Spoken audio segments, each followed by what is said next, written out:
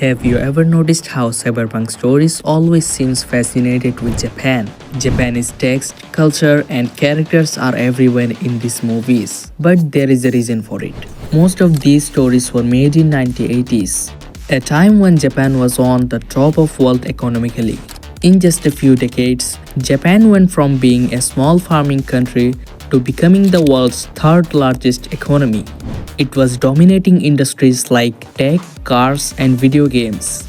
At the time, Japan was even overperforming the United States in some areas.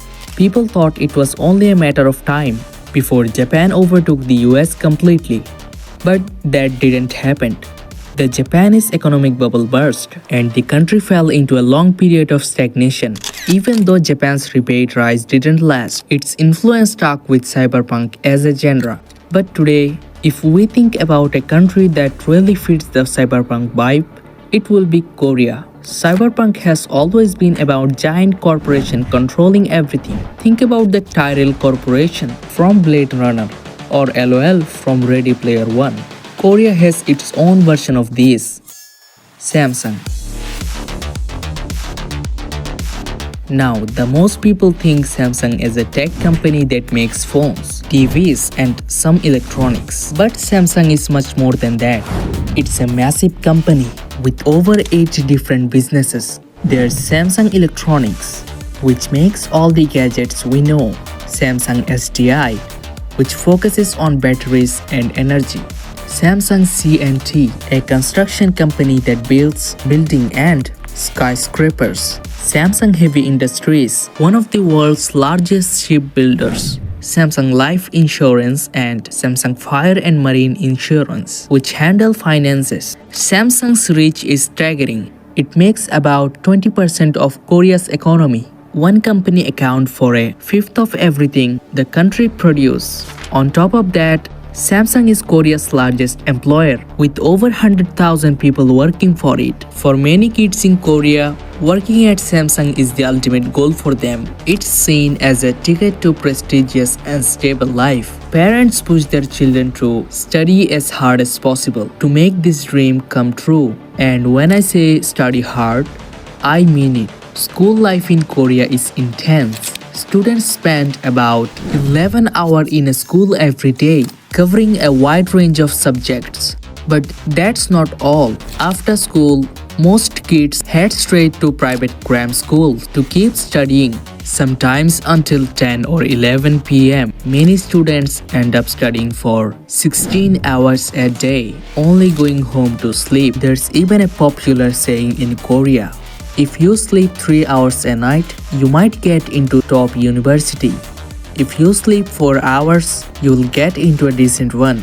But if you sleep 5 hours or more, forget about university entirely. This all build-ups to the Saneang or CSET, Korea's college entrance exam. Sorry if I spelled it wrong. It's a 9-hour test that happens once a year, and it's considered one of the most important days in a student's life. On test day, the entire country comes to a point. Planes are grounded so their noise doesn't disturb students. Roads near test sites are closed. Even teachers wear soft shoes to avoid making any sound in exam hall. The pressure is immense because your senior score can decide your entire future. If students don't do well, many of them will retake the test next year, and some even take it multiple times. For those who do well, their parents celebrate, rewarding them with something like plastic surgery, which is common in Korea, and it's seen as a way to boost job prospects. All this just for being selected in Samsung. Of course, not everyone finds success this way. Some students who don't get into a top university may take up manufacturing jobs. Others might try their luck in Korea's growing entertainment industry, becoming a professional gamer or a K-pop idol. This extreme work culture, whether in schools, companies or entertainment, has helped Korea rise to the global stage. The country is now on the world's large economies, but it comes at a cost. Overwork has led to a mental health crisis, and Korea has the highest suicide rate of any developed nation. On top of that, then there's the issue of corruption.